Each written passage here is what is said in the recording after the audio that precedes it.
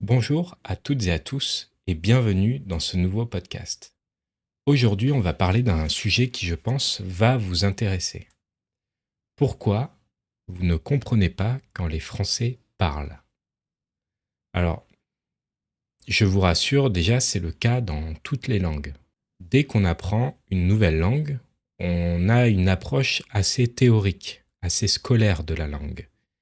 Et dès qu'on passe à un niveau natif, à une langue parlée dans la vie de tous les jours, il y a toujours un gros écart qui peut être impressionnant.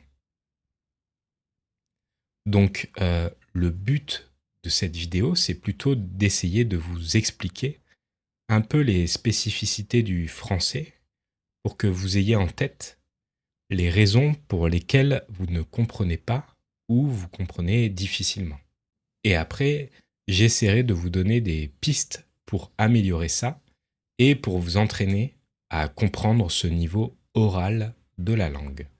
Déjà, la première raison, c'est que comme pour toutes les langues, dès qu'on commence à parler, on va beaucoup contracter. L'écriture française, elle est assez difficile, elle est très normée, il y a beaucoup de règles. Mais dès qu'on bascule dans l'oral, dès qu'on commence à parler le français, là, c'est beaucoup plus flexible. C'est fait de manière à ce que ce soit plus simple à prononcer. Et c'est normal parce que dans la vie de tous les jours, on n'a pas forcément le temps de faire attention à toutes les lettres qu'il y a dans les mots et on doit faire passer des messages assez rapidement pour communiquer entre nous. Donc pour cela, on va faire plein de contractions orales. Donc quand vous apprenez dans des classes ou avec des professeurs, quand vous avez un niveau débutant, on a tendance à bien écrire, à bien articuler chaque mot, chaque son qu'on va prononcer. Et c'est ce qui fait que dès qu'on va le prononcer de manière plus naturelle, ça va être difficile à comprendre. Il est bien évidemment important de savoir prononcer les mots correctement avant de les prononcer rapidement, avant de les contracter.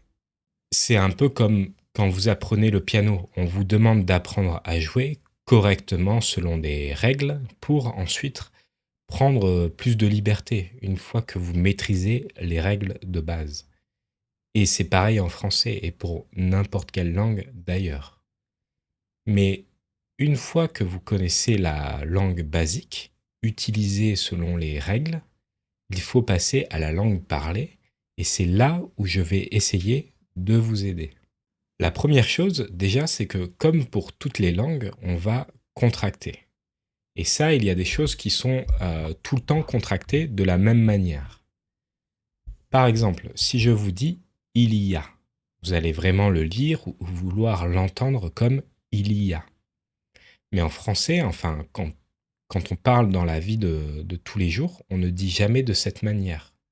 On va toujours contracter en disant il y a. Et du coup, on va toujours prononcer une phrase comme il y a un problème de manière plus rapide, c'est-à-dire il y a un problème. C'est pareil avec la négation. On vous apprend à la dire en disant ne pas. Or, quand on parle, la majorité des francophones n'utilisent jamais le ne.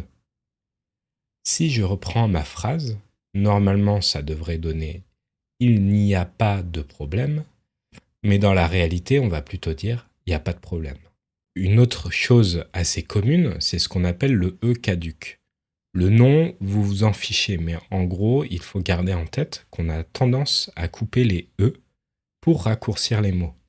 Par exemple, si vous dites vous venez, en général, on va le contracter et on va dire vous venez. Et du coup, on va couper ce E pour prononcer le mot plus rapidement.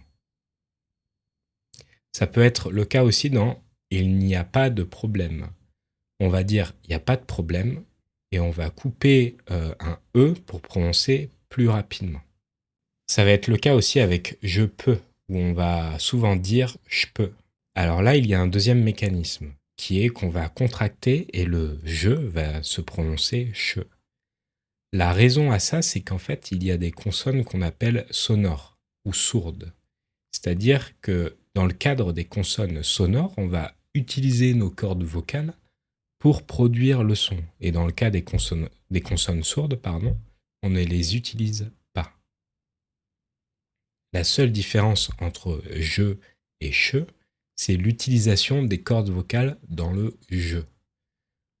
J'utilise les cordes vocales, ce qui fait que ça devient sonore. C'est moins sec, on va dire.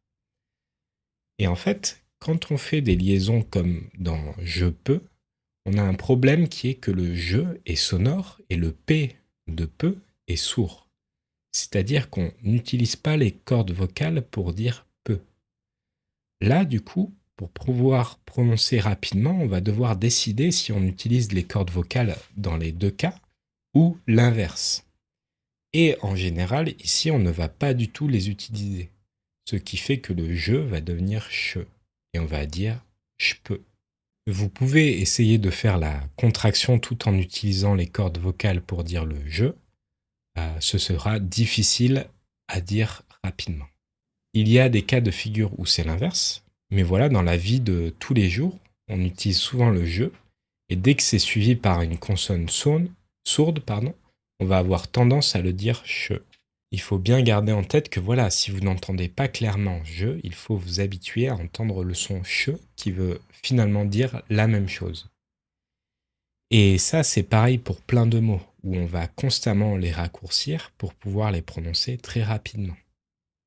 Par exemple, si je prends le mot maintenant, on va avoir tendance à complètement supprimer le te pour dire maintenant. Et ça, on pourrait en faire une vidéo entière sur tous les mots et sur leurs utilisations dans la vie de tous les jours. Mais la vraie solution, je pense, c'est d'arriver à faire de l'immersion avec des contenus qui soient plus naturels. Parce que, par exemple, quand j'enregistre ce genre de podcast, je fais attention à parler doucement, à parler lentement, et je peux avoir parfois tendance à prononcer correctement les mots pour que ce soit facile pour vous à comprendre, parce que l'idée c'est que ce soit accessible, mais du coup ça peut créer un contenu qui est un peu décalé avec la réalité. Et c'est ce décalage qu'il faut réussir à combler au fur et à mesure. C'est difficile parce que quand on crée du contenu, on a envie que ce soit accessible et on ne peut pas parler à vitesse normale tout en faisant ces contractions. Et d'un autre côté, c'est aussi difficile parce que si vous regardez un contenu natif, directement, ce sera très difficile à comprendre. L'idée, c'est toujours pareil, c'est de réussir à trouver un contenu intermédiaire qui jongle un peu avec les deux aspects. Un aspect plus normé avec des règles et un aspect plus naturel, où ça va être plus rapide et plus contracté. C'est aussi dans votre immersion de chercher du contenu de temps en temps plus naturel pour commencer à vous y habituer petit à petit, même si c'est difficile. Car, encore une fois, je ne pense pas que c'est en apprenant toutes les règles que vous allez habituer vos oreilles à ce genre de modification. Et d'ailleurs, pour rebondir là-dessus, c'est peut-être aussi une bonne idée de faire de l'immersion passive avec du contenu natif pour que vos oreilles commencent à s'habituer à cette prononciation et moins articulée. Voilà, j'espère que ce podcast vous aura plu. Si c'est le cas, n'hésitez pas à laisser un like et un commentaire. Et je vous dis à la prochaine.